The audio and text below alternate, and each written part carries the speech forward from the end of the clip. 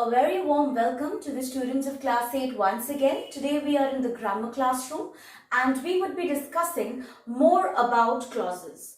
Yes, we already have been a great deal into the chapter and in our online classes, and also from the previous video we've got an overview of what clauses are, right? So today we'll be discussing covering two aspects of today's lesson, that is your adverb clauses, more about adverb clauses and more about adjective clauses. Alright, so let's begin.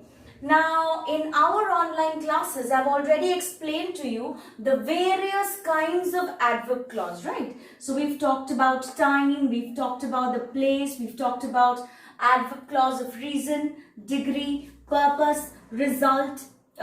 We've done till purpose though, we've explained till purpose, and I think some of you might have just, you all know about, we've done about the result as well.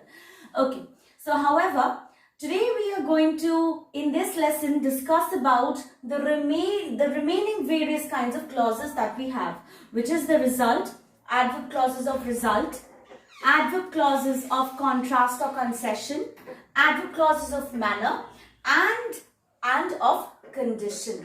So now I would like to tell you about two different kinds of conjunctions that can be used with the adverb clause of place. Alright, so we've come across other kinds like wherever, when.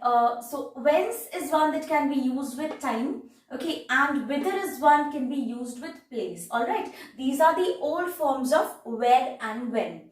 So these can be used. So if you come across words like these or sentences that contain these, you must know that they introduce the adverb clauses. Okay, so coming back to what the other kinds of clauses mean. Okay, what would they represent in a sentence? The very first one that you have over here that we are supposed to do, the adverb clause of result or consequence, as it is called as well. Adverb clause of result or consequence. Now this basically deals with the outcome, whatever is asked in the main clause, whatever is explained in the main clause. So the adverb clause will contain the outcome or the effect, like so that, and the conjunctions that introduce this kind of a clause is so that, such that. For example, the conditions were so bad that it was impossible to sail. The conditions were so bad that it was impossible to sail. See, somehow the word so makes its way into the main clause, and that is how it is. It comes as a correlative conjunction as well. It coexists as a correlative and a subordinating conjunction. So that is the reason why conditions were so bad that it was impossible to sail. So it makes its way into the main clause, and from there it starts. The main clause is the conditions were bad. But what happened as a result of that, we are explaining in the adverb clause. That's why it is the adverb clause of reason. Now in this next one that comes along is the contrast. Adverb clause of contrast or concession. Now what does it mean? Contrast. A sudden, surprising. Okay, something has to be surprising or odd in the main clause. And that is being expressed in the adverb clause, which comes later on with the subordinating conjunction. And those kinds of conjunctions that introduce the adverb clause of contrast would be though, although, however. Okay, so I'll give you an example of that.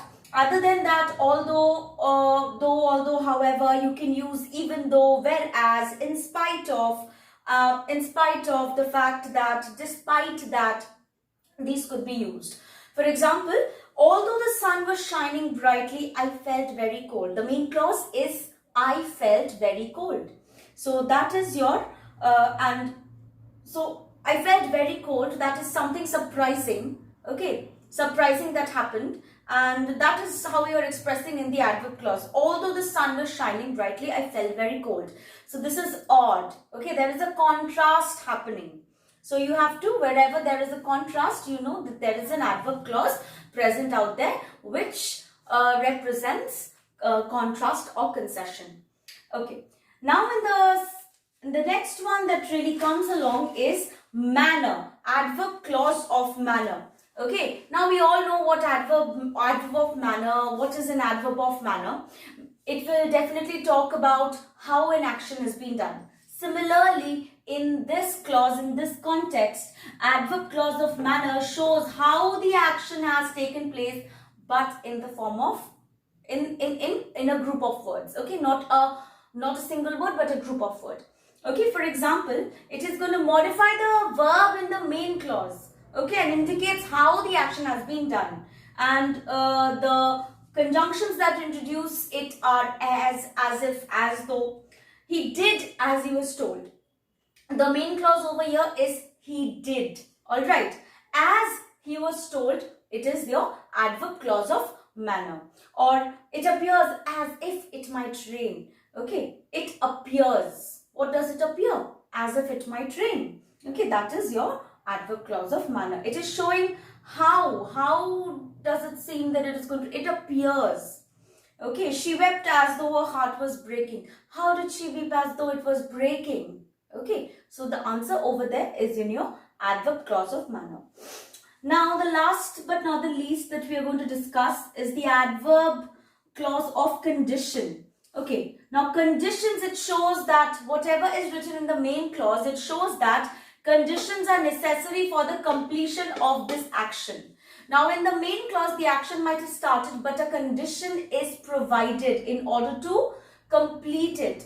Okay, doesn't mean that the main clause is incomplete. Okay, it's just the idea of it. Alright, so for example, it is going to be introduced with conjunctions like if, whether, provide, unless, provided, unless. Okay, for example, I won't go to her birthday party. That is your main clause.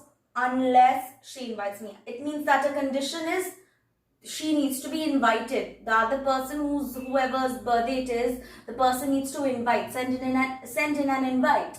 So after that, the speaker would go. So that is the condition. You will excel in your exams if you prepare diligently. Only if you prepare diligently, you will pass. Okay, that is the condition. Preparing diligently.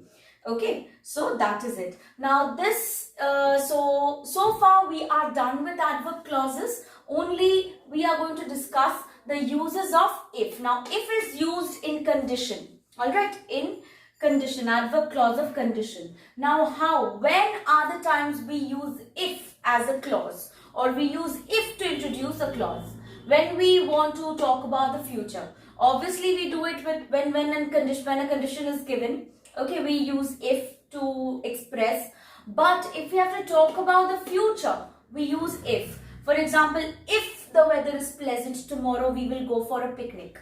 So that is the condition, provided the weather is pleasant tomorrow, we go for a picnic. If things are unreal or probable, okay, it's not probable, okay. Things are unreal or in probability, it's not going to happen. If I had lots of money, I would buy my own jet plane. That may remain a dream though. Okay, so if I had lots of money, I would buy my own jet plane. So only if I had lots of money. So that is unreal probably. The book knows it as well. So next is talking about past events as if they didn't happen. Okay, things that didn't happen. I could have helped you if you had told me earlier.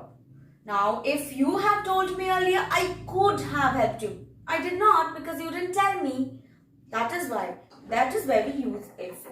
Next is talking about real options or possibilities. For example, a condition is given, an action is done, but the person wants to give options. The speaker wants to give options. For example, you could rest for some time if you are too tired.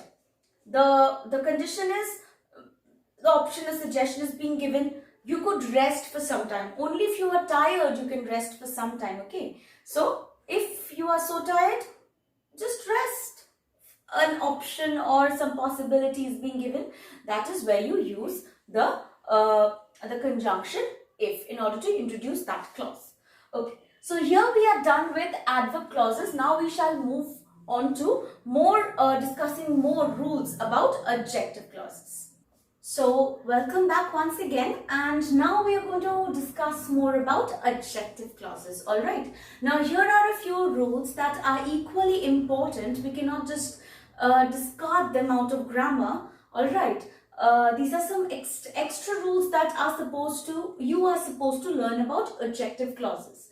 Now, we all know that adjective clauses are introduced by the relative adverb, adverb or a pronoun, right?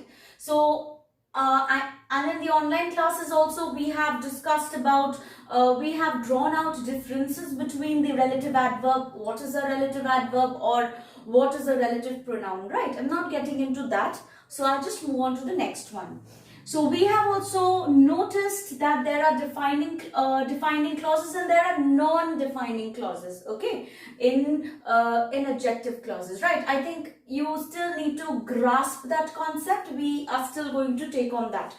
Now, these non-defining clauses are known as coordinating clauses as well. Why coordinating?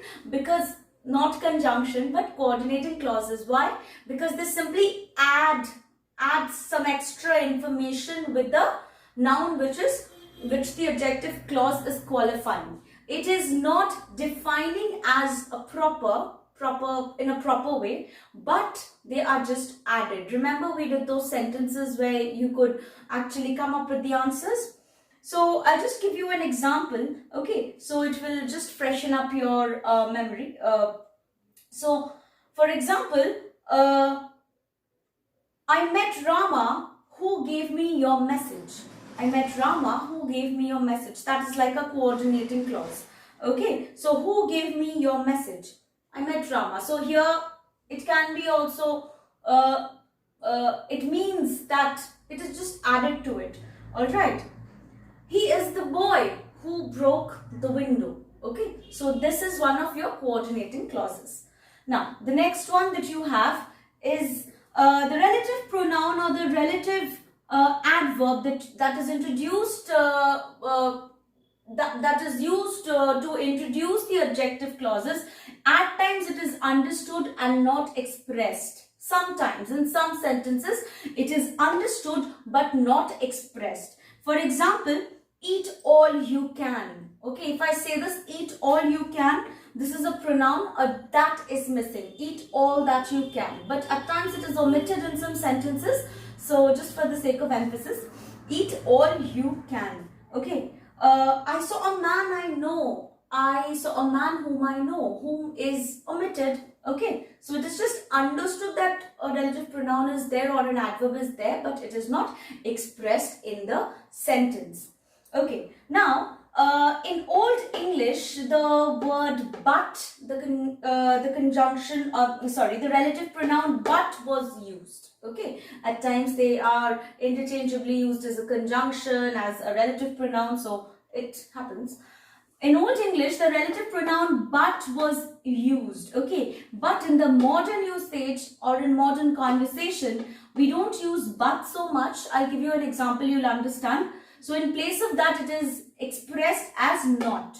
Okay, for example, nor is there a man here but loved our Caesar. Nor is there a man here but loved our Caesar, which means that there wasn't a man who did not love Caesar.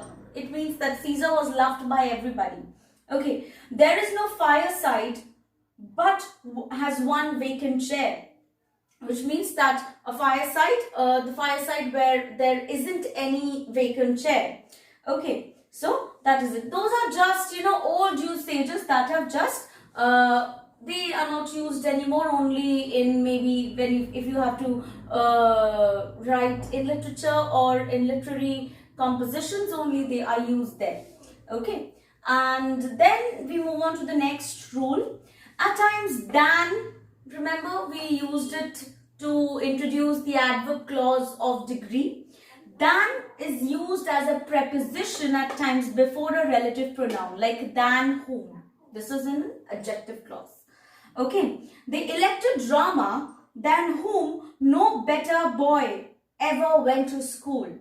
They elected Rama, than whom no better boy ever went to school. It was a blow, next one, than which no crueler was ever struck. It was a blow than which no crueler ever struck. So usually to compare or show some comparison, so than is used, but you are using an adjective clause and not an adverb clause. Therefore, you are introducing than as a preposition and using the relative pronoun whom. Okay. Next, the last but not the least, the last tool that we have over here, the infinitive to. Okay, we know infinitive to is equivalent to adjective clause, to an adjective clause. I'll give you an example. For example, give me some food to eat.